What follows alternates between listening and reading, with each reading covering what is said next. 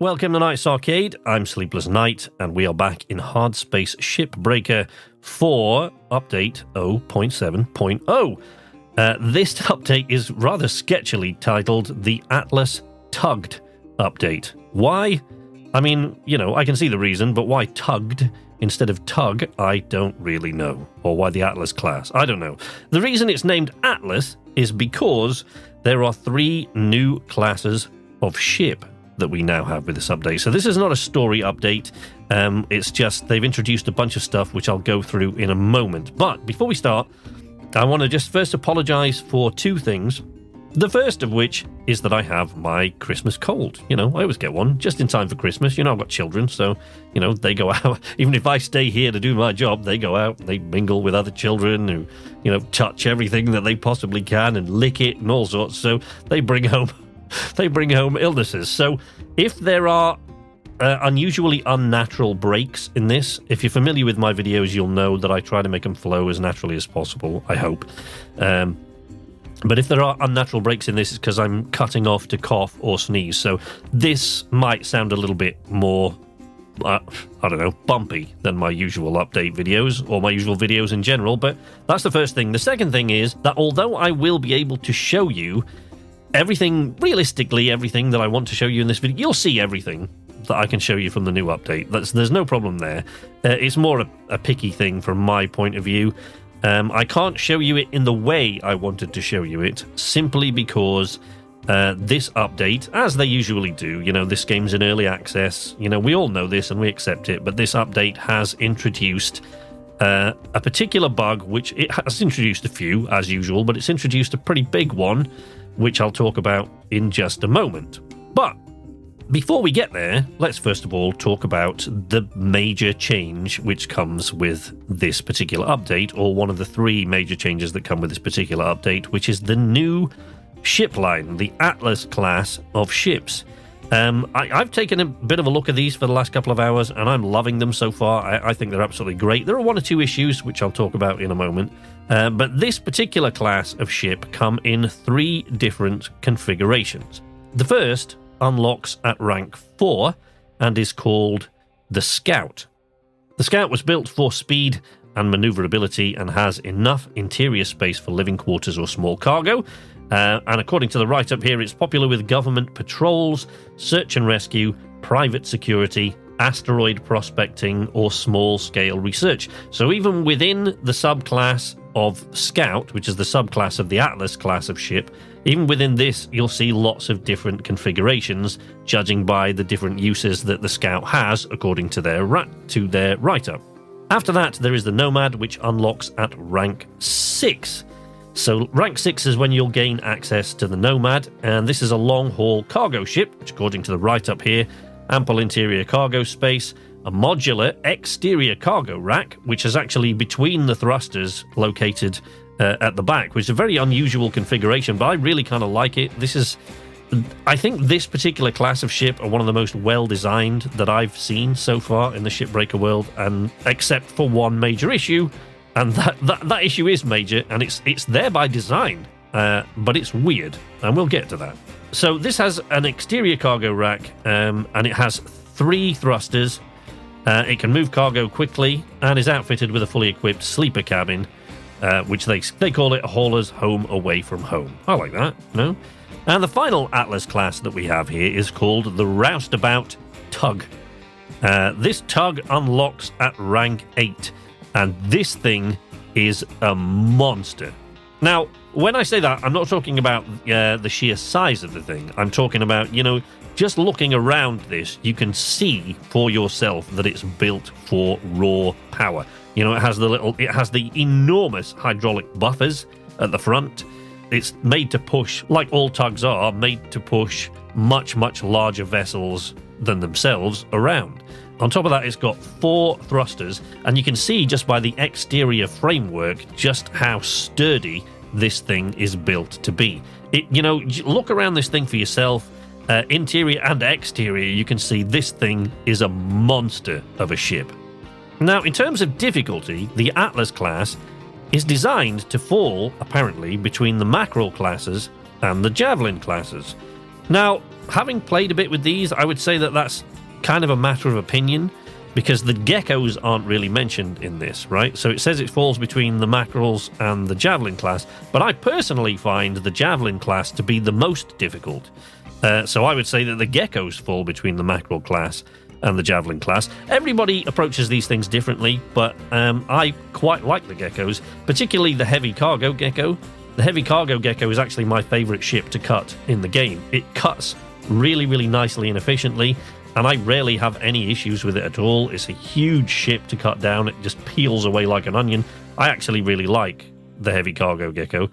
You have the issues with the asteroids when you've got fully pressurized cabins at higher levels without any atmo regulators, but everything comes with its challenges. The particular challenges of these ships are two. Firstly, they have two decks.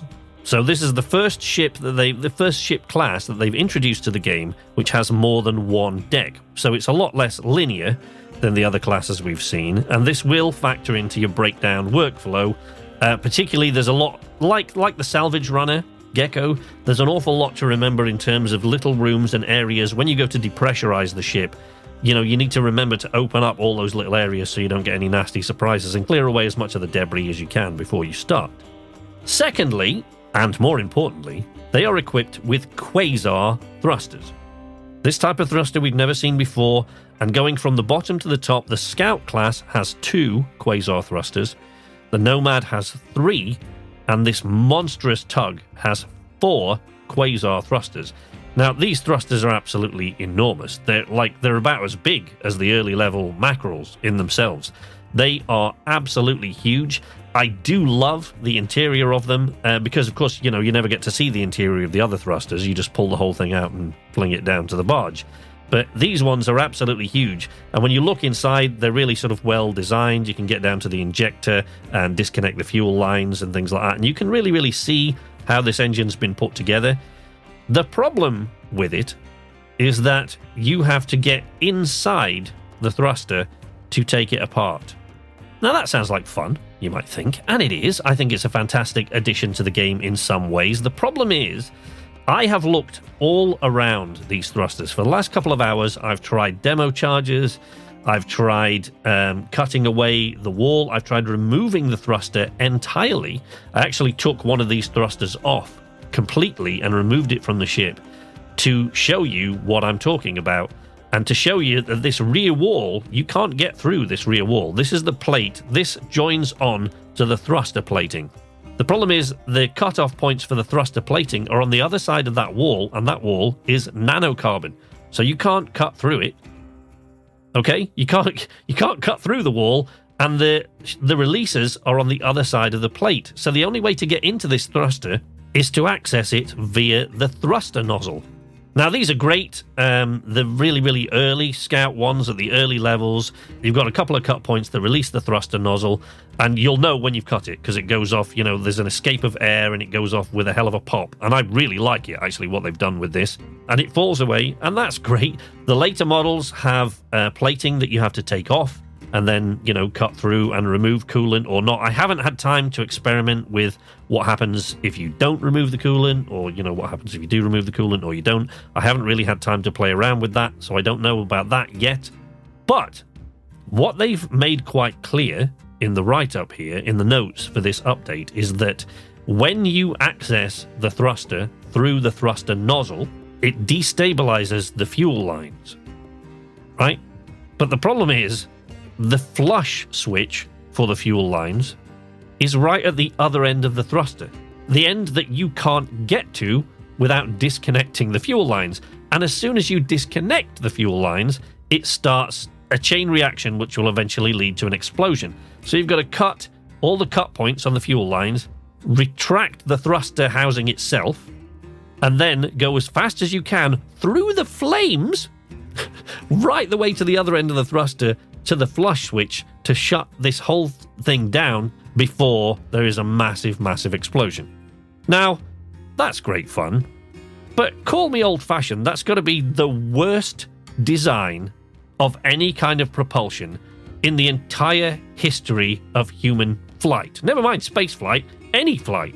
You know, don't get me wrong, it's fun. I get why they've done it. It's a risk that you've got to run, and it adds an element of excitement and something that's a little bit different, and I enjoyed it. But from a story perspective and from a design perspective in the Shipbreaker universe, it doesn't make any sense to me, because why on earth would you design something that you can't even get in to perform maintenance on without risking death and explosions and setting yourself on fire? Even so, you've got to go through flames to even flush the fuel lines. Now, there is no other way into this thruster that I have so far been able to see. From a gameplay perspective, I love it. From a lore perspective and, you know, suspension of disbelief perspective, I hate it, because it makes no sense to design something that way. It's insane. You know, you cannot get through to the flush switch because there's not enough space. You can't get through there without cutting the fuel lines, and as soon as you do, the chain reaction starts, and then you've got to go through the flames to the flush switch, and it's mental. But there you go, it's a lot of fun. Finally, on the Atlas class, before we move on to other things about the Atlas class and about this particular update, the final thing is that each Atlas model now has a variety of new data drives that shipbreakers can collect. So there are 10 new data drives that will spawn inside of these new ships. Now, the next major change in this update is that they have revamped the ship catalog. So whereas before you had a bunch of pages you could tab through which had the various different hazard levels, you know, the various different certificates. As you went through the certification, you got different classes, which were the hazard ratings of the ship, and you unlocked those as you went along, and you could always tab backwards to earlier ones if, let's say, for example, you don't really have much time for Shipbreaker today, or, you know, maybe you've just got a tiny little sliver to push you up to the next rank, and all the thing you have time for is just to do one of the early mackerels, which should be enough to just finish off that tiny little sliver and push you to the next rank. So you tab all the way back to one of the really early ships so that you can get it done in a single shift, clear it all off the board, and go up that extra rank in 15-20 minutes, right? But you can no longer tab back through. Now they've renamed the ship catalog the job board. And I actually do kind of like the layout of it. I think I actually kind of like it. I don't know how people are going to react to not being able to go back to the earlier ships, because you can always see a few ships from those lower levels. They're always there on the list. So you can select one or two from the earlier levels, but I don't think they have the full ship catalog as they did before. You know, you could go back and you could find all the ships in that sort of lower hazard class. So I'll have to wait and see how that pans out, because one of the things they've put in now as well is that every ship that you have unlocked is now available. So you will be able to find every ship class that you've unlocked in there. So before, you would go into the ship catalog and it was randomized, and you would get whatever, four ships at that hazard level, and that was it. And maybe, you know, if you went up to level, I don't know, 7, then maybe 2 of them might be mackerels, 2 of them might be geckos. Now, every class of ship that you've so far unlocked will be represented on that job board. And at the bottom, if you scroll all the way down to the bottom of the list, you will be able to select ships from lower levels. Now, the reason I haven't been able to test this at the higher levels is because normally, when they reset progression in Shipbreaker, when they've done it in the past, I've basically gone through and I've played the game all the way to the maximum level on one license, but I always run more than one license. So the main one I have running is the standard license. Then usually I run the limited license, and then the license where you only get one clone. And I have them sort of running side by side, and I concentrate on the main standard one for leveling all the way up. Following the last update, however, because of things that were going on at home at the time with my job and things like that, I didn't have as much time as I had before, so I picked one. I picked the standard license and I just maxed it all the way up to level 30, and that was that. The problem is that this update has introduced a bug which only seems to apply. So far, I've gone in the Discord and I've chatted to a couple of people in there. So far, it only seems to apply to level 30 ranks. So only if your license is at level 30 will you have this issue. This issue is that when you start your shift, When you go to start the shift, as you would normally go into the ship catalog, which they've now renamed the job board, as I just mentioned, you get in there and there is I think it's a cargo gecko. There's a cargo gecko represented with placeholder text and placeholder figures. You cannot select any other ship, and the only option you have is to continue your salvage, even though you might have no memory of doing any ship like this. Everybody's is the same. It's always this cargo gecko. But if you go outside to continue the shift, there's no ship there in the bay. So the bay is completely empty, and if you then turn around and try to go back in the hab to end your shift, you get stuck on the shift summary screen. And the only way to stop this from happening, or the only way to get out of the game at that point, is to hard close the game down, right? So just close to desktop rather than exit the game. There's no exit option. You can't save and exit. There's no exit option. You're just stuck there unless you close the game down hard and return to the desktop. The problem is that this is only applicable to level 30 ranks. So if you were level 29, you're not going to have that problem. So don't level up to 30 unless the hotfix has come by the time you're listening to this. They are aware of it. They said they're working on the hotfix, and they're actually testing some hotfix as I record this. So by the time this goes out, they might have fixed this. Okay? So just bear that in mind. They might have fixed this. But whether that will mean that those of us who got to level 30 will be able to continue, or those of us that had a level 30 license will just have to scrap it and start again, I don't know. The reason this will be irritating is because this time there wasn't supposed to be a progression reset. And yet it seems that if you've gone all the way through and maxed out your license to Grandmaster Shipbreaker at level 30, it's possible, I don't know whether they're going to fix it or not, so that you can continue, but it's possible you will actually just have to start with another license. That is what I had to do, because it was the only way to show you the job board, which is why the images I've shown you of the job board only sort of go to level 5 and below. They're not sort of level 30, whatever the hazard ranking is at level 30, I can't remember. They're not level 30 and sort of below, because I had to start again with another license in order to show you this, because I was only running that one. So I had no license at a lower level and I had to start again. So I don't know how that goes on in terms of the ships from lower levels being available. I don't know. We'll have to see. It certainly seems straightforward from the point of view that it's just a list that you go from the top to the bottom, right? And that's fairly straightforward. So I think it's a decent addition if they can kind of fix that level 30 issue. But as I said, if you're anything below level 30, you won't have that problem at all, so it won't matter to you. Now, the last part of the major changes that are coming with this update are elemental system improvements, which I'm assuming they've actually had to do this to make the Quasar thrusters work the way they wanted them to. Now, looking at the elemental system improvements list on the update, the patch notes that they've put up here, there's something of a contradiction here, because fuel pipes will no longer explode when cut or damaged. Well, they won't explode when cut because you can't cut them anymore. Right? So if we go down to the next thing, it says fuel pipes are now flammable and will ignite when touching fire, electricity, or the beam of the cutter. But I don't see how that works, because you can't cut through them anymore, which it says underneath, where it says fuel pipes are no longer cuttable. So fuel pipes now have cut points, like other parts of the ship. And fire, instead of the pipes just exploding, fire will slowly travel down the network of pipes now. So if fire starts to travel down the network of pipes, you can actually still reach the flush switch and stop the ship from exploding. So you can stop that chain reaction in its tracks if you get to the flush switch. But as I said, with the Quasar thrusters, this is quite difficult. You've really got to run the gauntlet and jet through the flames to get to the flush switch at the other end. Mental, but there you go. The chance of fuel leaks appearing on damaged pipes have been made consistent across all fuel pipe lengths. Coolant no longer freezes nanocarbon panels or structural beams, which is interesting. So now coolant will freeze aluminium panels and interior things like computer terminals and I don't know, forklift trucks and anything, and panels of any kind that you've got in there, but it won't freeze nanocarbon panels or the structural beams. It also apparently no longer freezes small objects like chip bags or space truck parts. So when they talk about space truck parts, they're talking about the little tug that you get as part of the story, which you're supposed to be putting back together.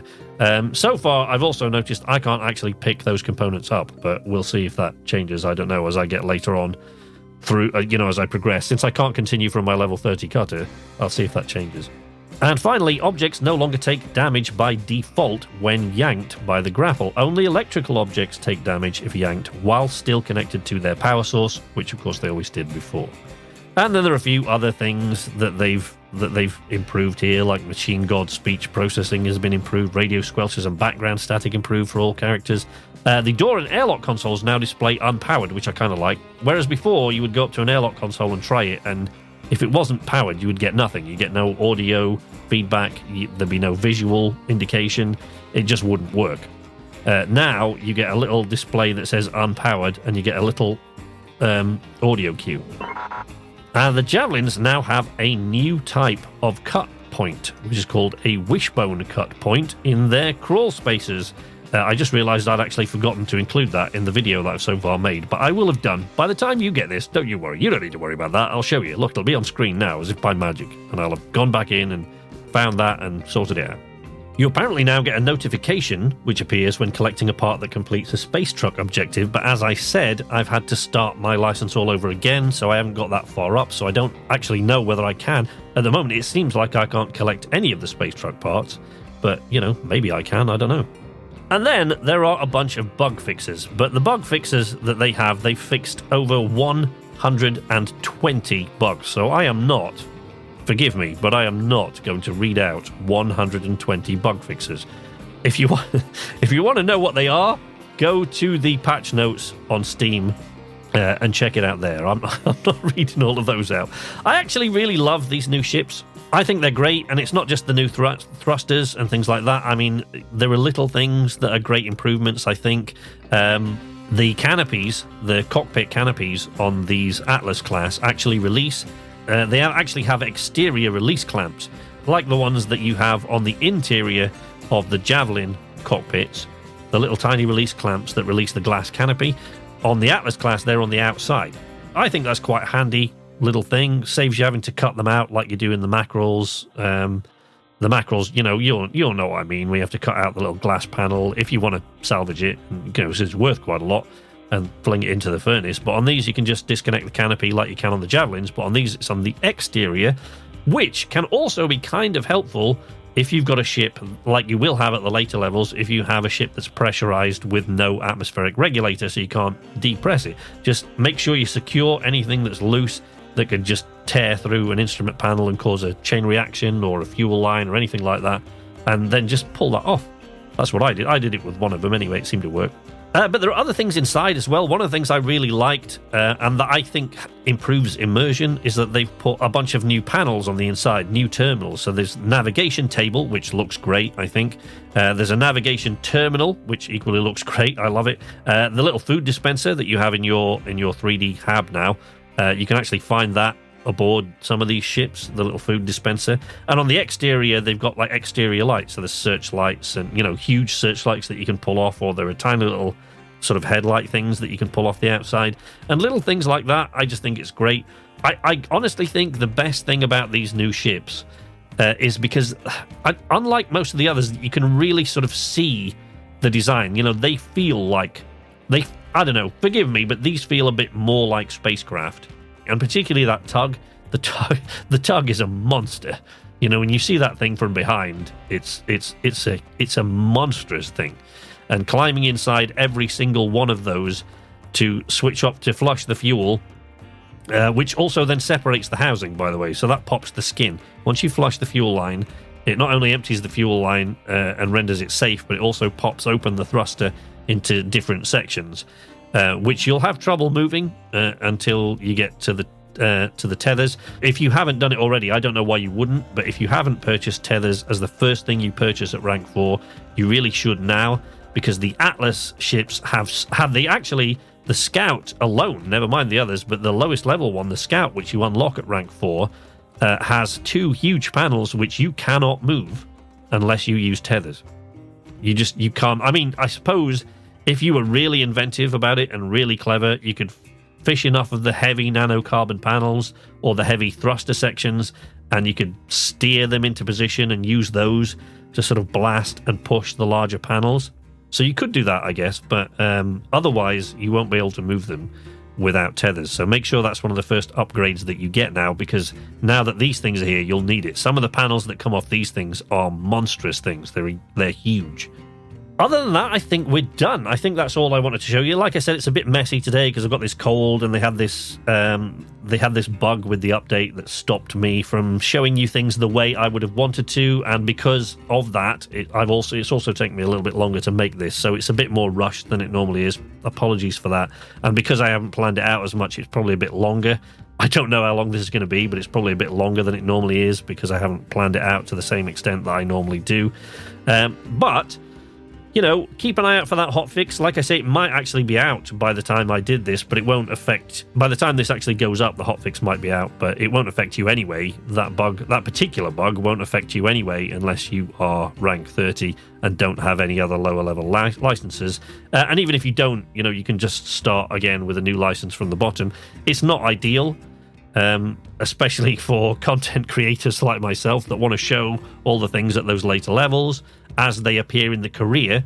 You probably noticed, if you're familiar with the game, that I had to go and show you the different Atlas classes in free play because I didn't have the time to go through all the levels and still get this out on time. But keep an eye out for that hotfix. Like I said, it might be there by the time I put this up. And one last thing before I go on in terms of new ships. Creative director Elliot Hudson has said in a recent AMA that in terms of new ships, this is the last new ship that we will get before the main release. So this is the last of the new ships that you will get in the basic version of Hardspace Shipbreaker. So what we're waiting for after this is, I guess, optimization, bug fixes, things like that. And of course, the final act of the story. And then I presume that there will then be a period of polishing all of that and ironing out all the bugs and the kinks and things like that before they do the main release, which I would predict will be around summertime, I would think. The third and final act of the story, I would guess, will come probably in March-ish, early spring, in a couple of months, 2-3 months maybe. And then I would think they'll spend 2 or 3 months dropping updates that just iron out the kinks and improve optimization. And I would guess, but I must stress that I'm only guessing, that the final release of this game will be sometime around summer as it runs up to the 2nd year anniversary of the early access release. But you know, that's all supposition. It's all guesswork. So you know, don't read too much into it. That's just my opinion. That's all from me. And this is the last video, I hope this is the last video I'm going to be making before January, because I'm not feeling particularly clever, so I want to take some time off. But you'll see me in the new year. If you haven't watched my video talking about what I've got coming, or what I hope to have coming to the channel next year, I'll link it on an end screen at the end of this, or I'll possibly even put it on a card at the top of the screen there. But that is it. Have happy holidays and a happy new year, and I will see you in 2022. You can follow me on Twitter if you're so inclined, or Facebook, or you can join the Knights Arcade Discord, and they are all linked in the video description below or on the Knights Arcade channel header. But until next time, from Knights Arcade, this is Sleepless Night saying nighty-night.